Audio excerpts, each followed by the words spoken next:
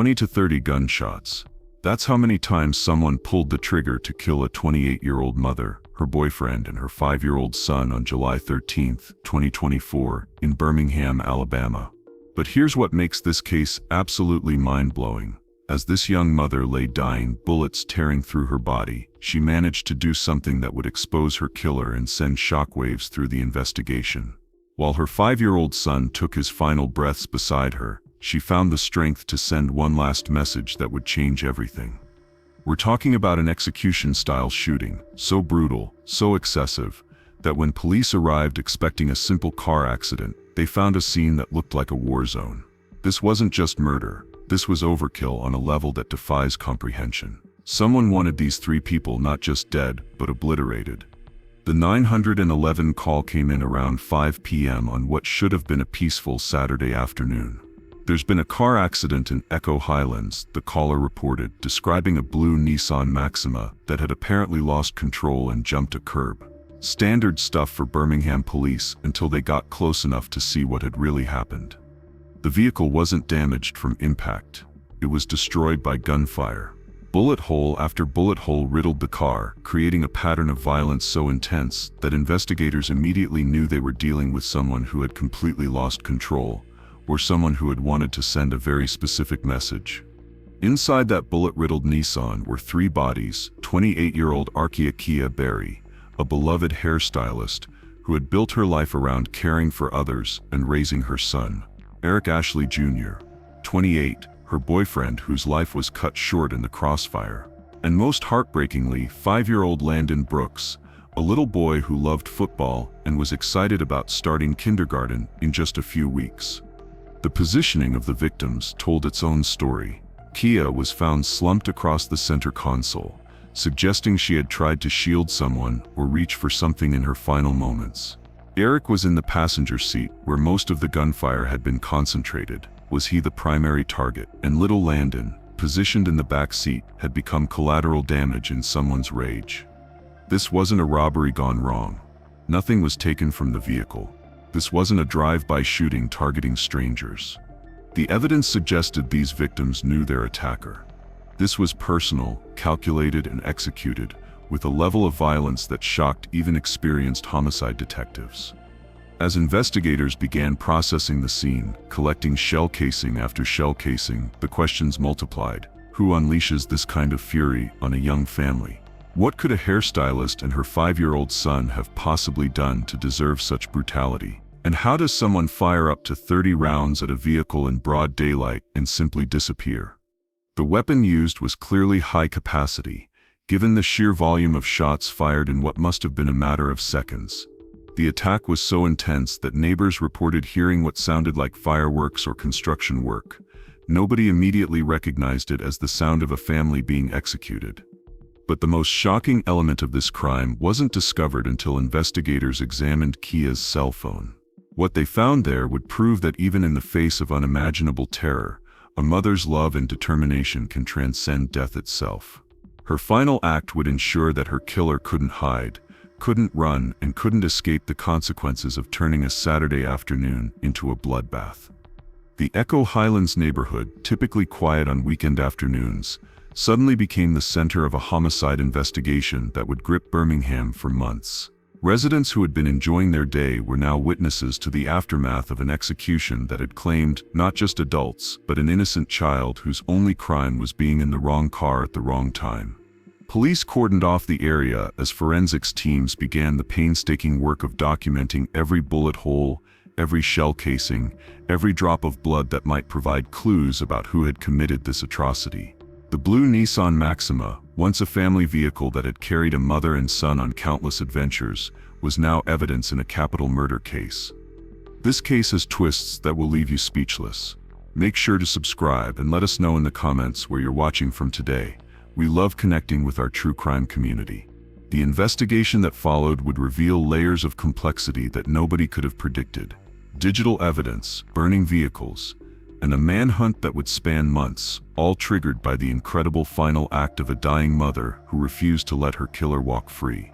To understand the true tragedy of what happened that Saturday, you need to know who Arkia Berry really was. She wasn't just another victim of violence.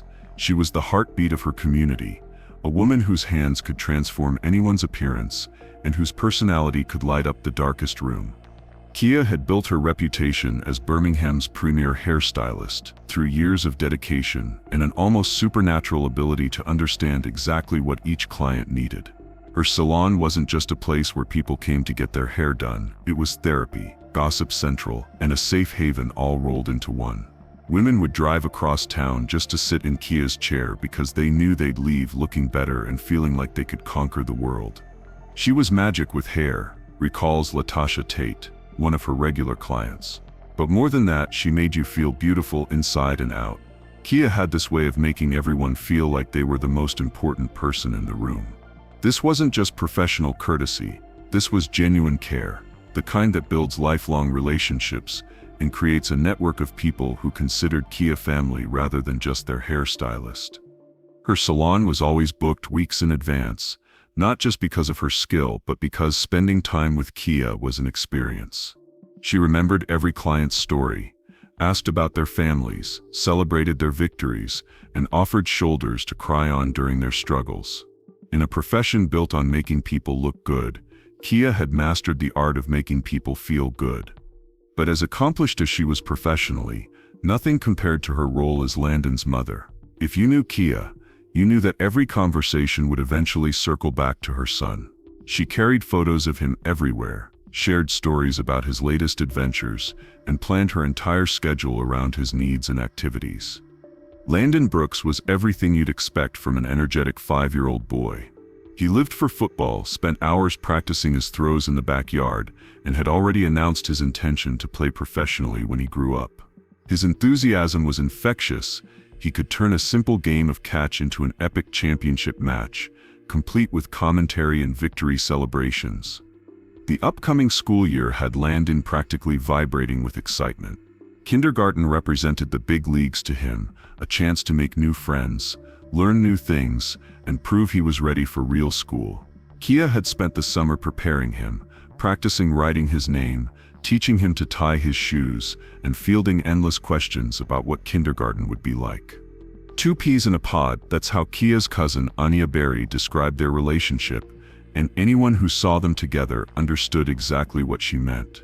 They moved through the world as a unit, finishing each other's sentences, sharing inside jokes, and maintaining a connection that seemed almost telepathic. Kia's devotion to Landyn went far beyond typical motherly love. Everything he wanted he had. Everything he needed he had, Anaya explains. She took care of her baby the way she was supposed to. This wasn't spoiling, this was a mother who understood that childhood is precious and fleeting, and she was determined to fill Landyn's world with joy and security. Their Saturday routines were sacred. They'd sleep in together, make pancakes that turned into elaborate shapes, and spend the afternoon at the park where Landyn would practice his football skills while Kia cheered from the sidelines. These weren't just weekend activities, they were the building blocks of a childhood filled with love and attention. Eric Ashley Jr. had become a natural part of this tight-knit family unit. At 28, he brought stability and genuine affection to both Kia and Landyn's lives. He wasn't trying to replace anyone or force his way into their bond. Instead, he expanded their circle of love and created space for new adventures and experiences. Eric understood that dating a single mother meant embracing her child as well, and he did so wholeheartedly. He showed up to Landyn's games, helped with homework, and participated in their weekend traditions. Landyn had grown comfortable with Eric's presence, and Kia had found someone who supported her dreams while building dreams of their own together. The three of them had started talking about the future, maybe moving to a bigger place, taking family vacations, creating new traditions. They were building something beautiful together, a blended family based on respect, love, and shared goals. Their community knew them as the family who always had time for others, who showed up when people needed help, and who brought positivity wherever they went. Kia's clients became Landyn's honorary aunts, cheering him on at games and celebrating his accomplishments. Eric's friends welcomed Kia and Landyn into their circle, creating an extended family that stretched far beyond blood relations. This was a family in full bloom, with plans extending far into the future. Kia talked about watching Landyn graduate, maybe becoming a grandmother someday, growing old with someone who truly understood her. These weren't just dreams. They were goals being actively pursued by people who believed in tomorrow. Their story should have continued for decades, filled with ordinary moments that create extraordinary memories. When Birmingham police detective Jarvelius Tolliver arrived at the Echo Highlands crime scene, he had investigated countless homicides throughout his career. But what he found inside that blue Nissan Maxima would stay with him forever. The positioning of the victims told a story of terror, desperation, and final moments that revealed just how calculated this attack had been. Kia Berry was discovered slumped across the center console of the vehicle, her body having shifted from the driver's seat in what appeared to be her final movement. The awkward positioning suggested she had been trying to reach for something or someone during the attack. Her hands were still extended, frozen in whatever desperate action she had been attempting as the gunfire erupted around her. Eric Ashley Jr. remained in the front passenger seat, his body bearing the brunt of the violent assault. The concentration of bullet wounds on his side of the vehicle painted a clear picture. He had been the primary target. The shooter had focused their rage and ammunition specifically on him, turning the passenger side of the Nissan into a killing zone. In the back seat, positioned directly behind the driver's side, little Landyn Brooks had been caught in the crossfire.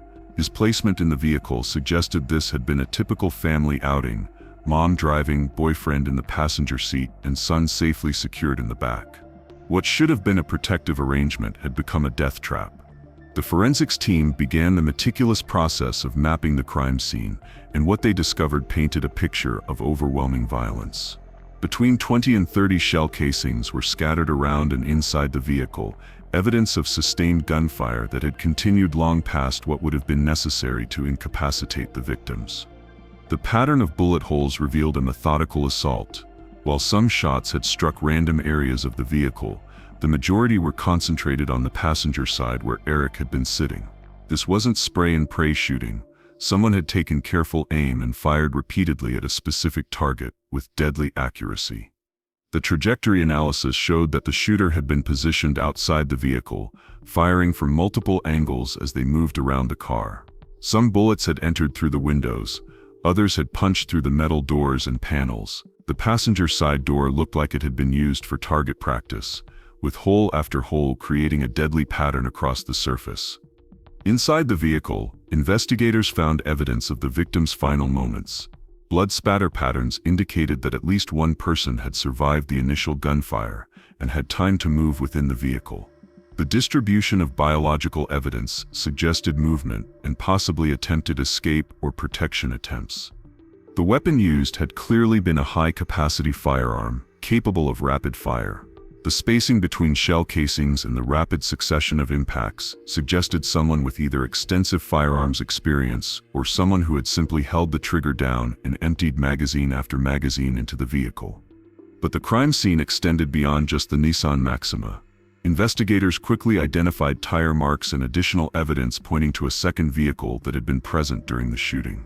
Witnesses reported seeing a green Kia Soul in the area around the time of the incident, traveling at high speed and leaving the scene immediately after the gunfire stopped. The green Kia Soul became a crucial piece of the puzzle when investigators discovered it had been reported stolen several days before the murders. This wasn't a crime of opportunity. Someone had planned this attack, secured an untraceable vehicle, and used it to carry out their deadly mission.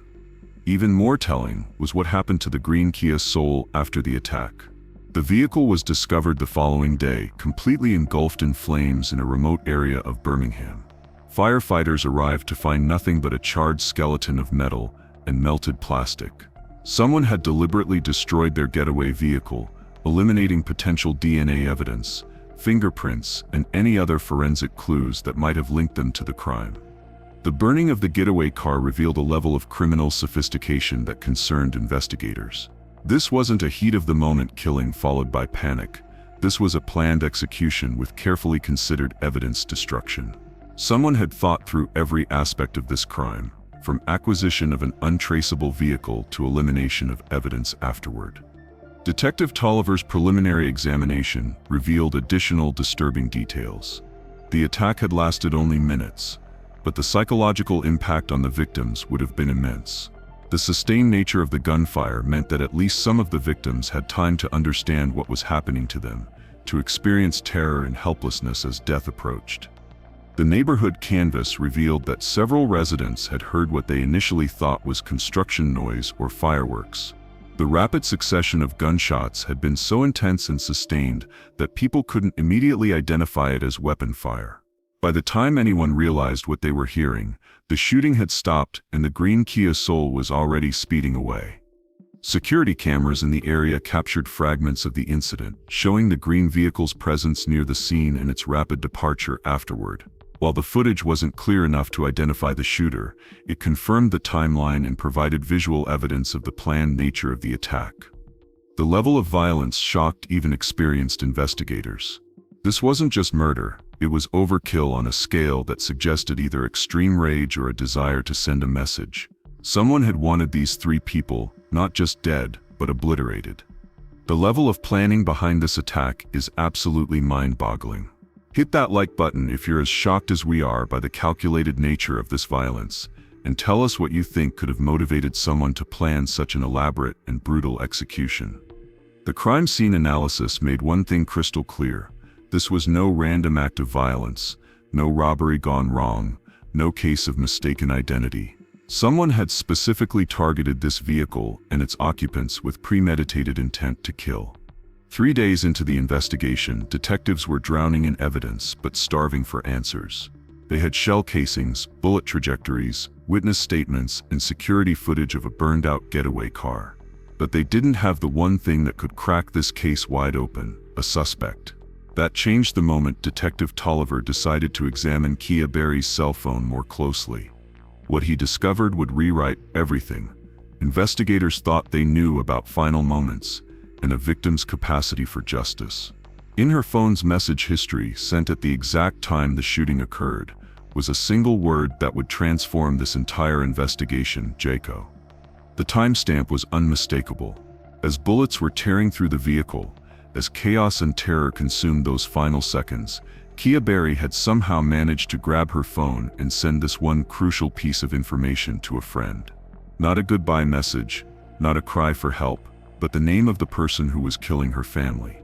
Detective Tolliver immediately recognized the significance of this discovery. She texted his name right before she died, he would later testify. This wasn't just evidence, this was a dying declaration, one of the most powerful forms of testimony in criminal law. Kia had essentially testified from beyond the grave, pointing directly at her killer with her final breath. But who was Jaco? The investigative team launched an immediate search through local databases, social media platforms, and criminal records. The nickname didn't immediately match anyone in their system, but experienced detectives knew that street names and aliases often held the key to solving cases like this. The breakthrough came through old-fashioned police work combined with digital age resources. Cross-referencing the nickname Jaco with known associates of the victims, investigators identified Jacorrian McGregor, a 25-year-old Birmingham resident whose street name matched Kia's final message perfectly. McGregor's identification opened up entirely new avenues of investigation. Suddenly, detectives had a specific target for their digital forensics efforts, a name to run through facial recognition software, and a person whose movements they could track through electronic evidence. The deep dive into McGregor's digital footprint revealed a treasure trove of incriminating evidence. Cell phone records showed extensive communication between his device and several associates in the hours and days following the murders. But it wasn't what McGregor was saying that caught investigators' attention, it was what his friends were telling him. Text message after text message revealed a pattern of advice that could only be interpreted one way. Lay low, read one message. Stay out of sight, warned another. Stay hidden, urged a third. These weren't casual suggestions between friends. These were urgent warnings from people who clearly knew McGregor had committed a serious crime. The timing of these messages was particularly damning. They began appearing within hours of the shooting and continued for days as news of the triple homicide spread throughout Birmingham. McGregor's associates were essentially creating a digital paper trail of their knowledge about his involvement in the murders. But the most explosive piece of evidence came from an unexpected source. A witness, identified only as a Mercedes driver, came forward with information that would prove devastating to McGregor's defense. According to this witness, McGregor had directly confessed his involvement in the shooting, admitting that he had fired at the blue Nissan Maxima. This confession evidence provided investigators with the final piece they needed to establish probable cause for McGregor's arrest. Combined with Kia's dying declaration, the suspicious text messages from his friends, and his connection to the stolen green Kia Soul, the case against him was becoming overwhelming. However, one crucial element remained: frustratingly elusive motive. Despite having identified their suspect and gathered substantial evidence against him, investigators still couldn't determine why McGregor had targeted these three innocent people. The exact nature of his relationship with Kia, Landyn, and Eric remained a mystery that would haunt the investigation. Had McGregor known Kia professionally through her hairstyling business? Was there some romantic connection that had gone wrong? Did he have a relationship with Eric Ashley Jr. that had soured? The absence of a clear motive left a gaping hole in the narrative that troubled both investigators and the victims' families. Digital forensics experts continued mining both McGregor's and Kia's phones for additional clues about their connection.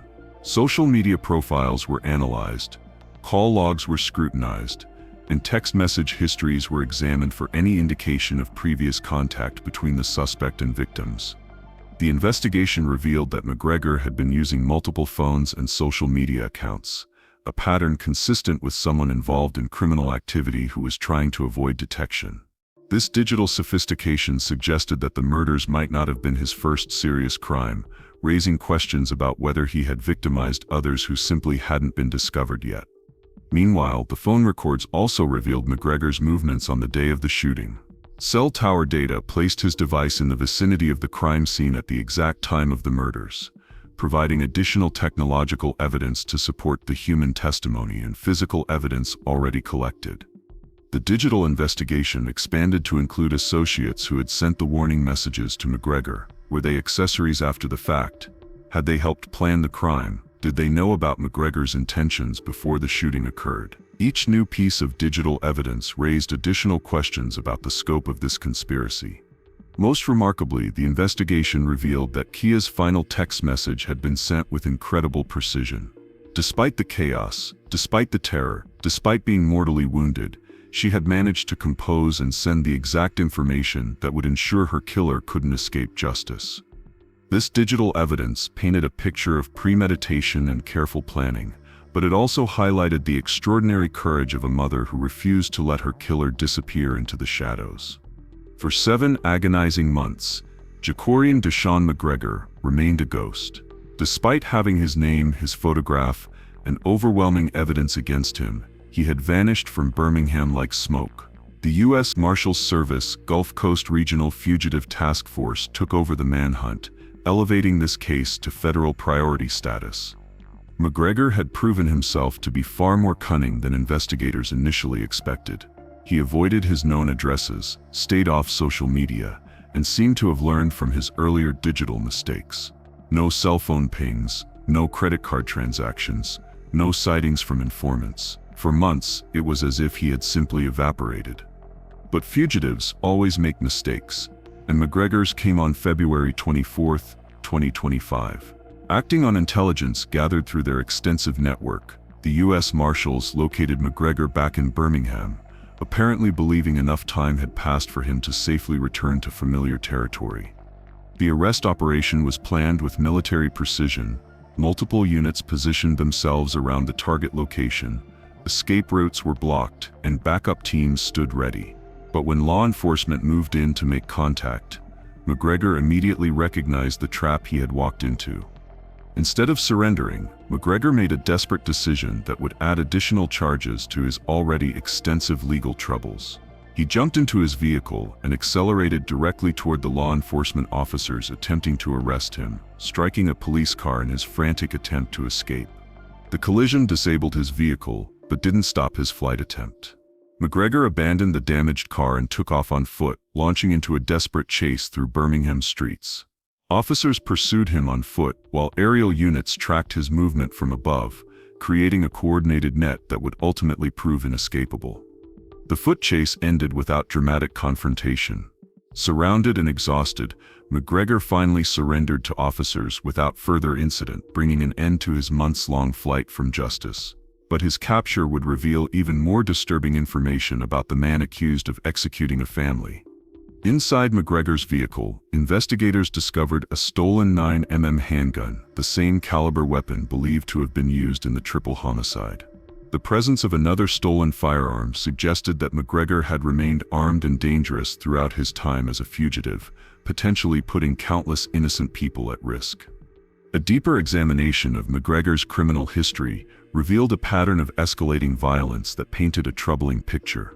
He was already wanted on outstanding warrants for first-degree robbery and receiving stolen property, serious felony charges that indicated a criminal career spanning multiple categories of crime. These prior charges raised disturbing questions about the justice system's ability to prevent tragedies like this one. Had McGregor been properly supervised following his earlier arrests? Were there warning signs that might have prevented him from escalating to murder?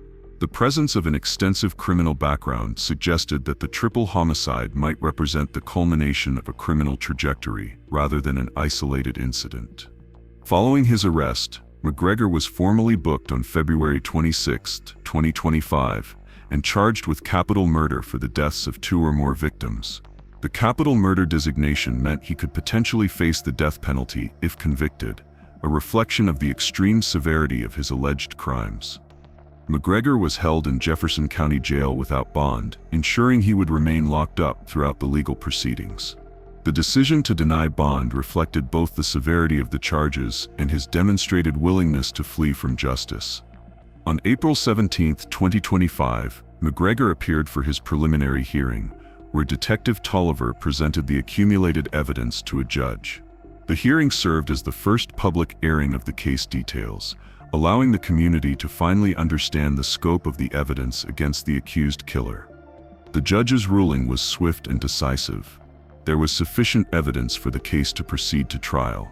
This legal milestone meant that McGregor would face a jury of his peers who would ultimately decide whether he was guilty of executing Kia Berry, Eric Ashley Jr., and little Landyn Brooks. But even with McGregor in custody and facing trial, fundamental questions remain unanswered. The motive for this brutal attack has never been publicly disclosed, leaving families and community members struggling to understand why 3 innocent people had to die. The absence of a clear motive has created a particular kind of torment for those who love the victims. Legal justice may be pursued through the courts, but emotional closure requires understanding, something that has remained elusive throughout this entire ordeal. Birmingham police officer Truman Fitzgerald captured the community's anguish perfectly when he asked, "When is enough going to be enough?"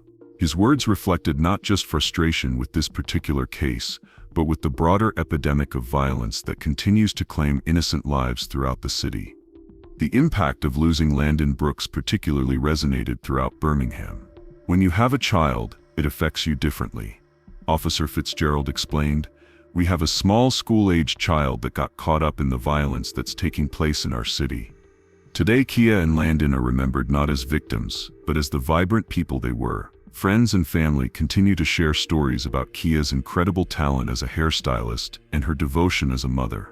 Landyn is remembered as the bright, football-loving boy who should have started kindergarten, but instead became a symbol of innocence lost to senseless violence. Kia's final act of courage in her dying moments helped ensure her killer couldn't escape justice.